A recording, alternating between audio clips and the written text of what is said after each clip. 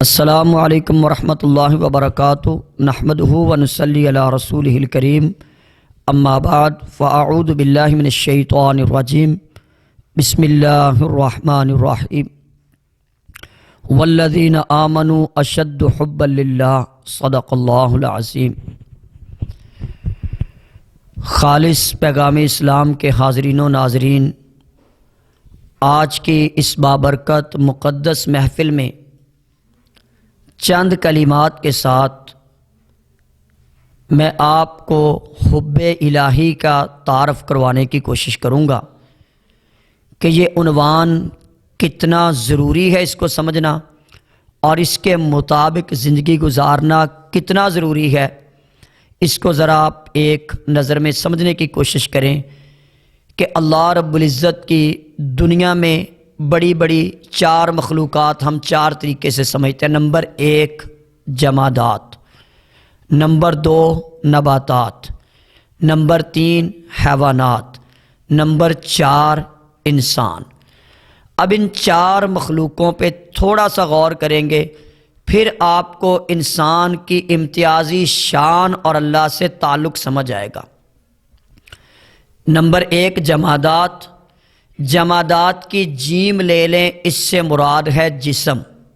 جمادات کے جسم ہے، پھیلنے پھولنے اور بڑھنے والا نہیں، یا آپ اس میں پتھر لے لیں، پانی لے لیں، یعنی بے جان چیزیں جمادات، جسم رکھنے والی چیزیں، یہ ایک مخلوق ہو گئی اللہ کی۔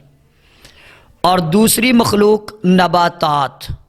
نبا کا آپ نون لے لیں، اس میں نشو و نما ہے، یعنی اس میں آپ پودے لے لیں، درخت لے لیں، جھاڑیاں لے لیں، تو یہ مطلب نباتات جن میں نشو و نما ہے، بڑھ رہی ہیں۔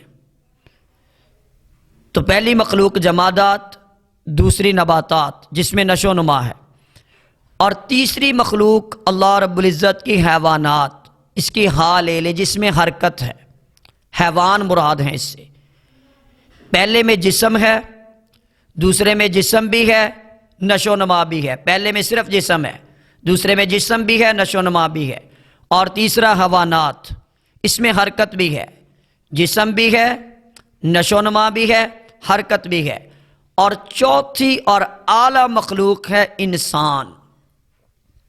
اس کا پہلا لفظ کیا ہے؟ انس، الف سے انس۔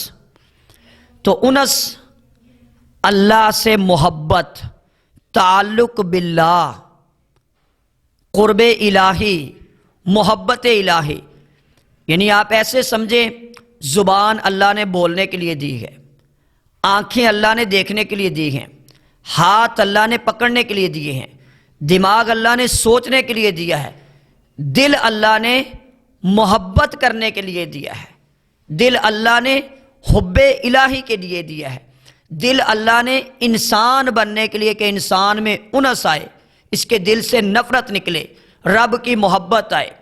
میں صرف ایک اشارے سے بات کو ختم کر دیتا ہوں کہ آپ ایک کمرے میں ہیں، ایک کمرے میں ہوں گے تو لازمی دو چیزوں میں سے ایک ہوگی، یا تو کمرے میں اندھیرا ہوگا یا کمرے میں روشنی ہوگی،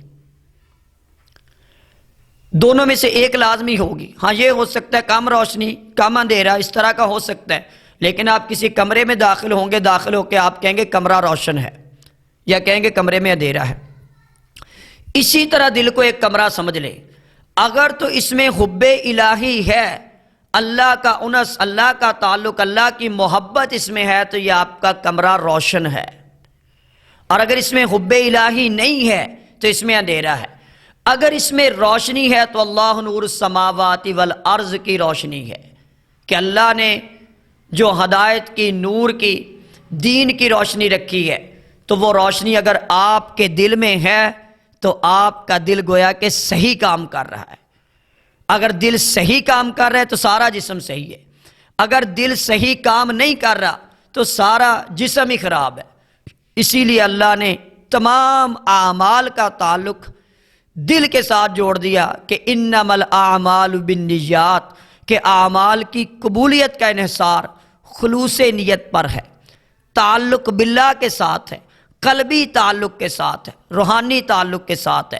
تو دعا ہے کہ اللہ رب العزت ہمیں کائنات کی ہر چیز سے بڑھ کر اللہ سے محبت، اور پھر اللہ نے جن سے محبت کرنے کے لیے کہا ہے ان سے محبت، اللہ کے رسول سے محبت، اللہ کے دین سے محبت، اللہ والوں سے محبت، یہ بھی اللہ کی محبت ہے۔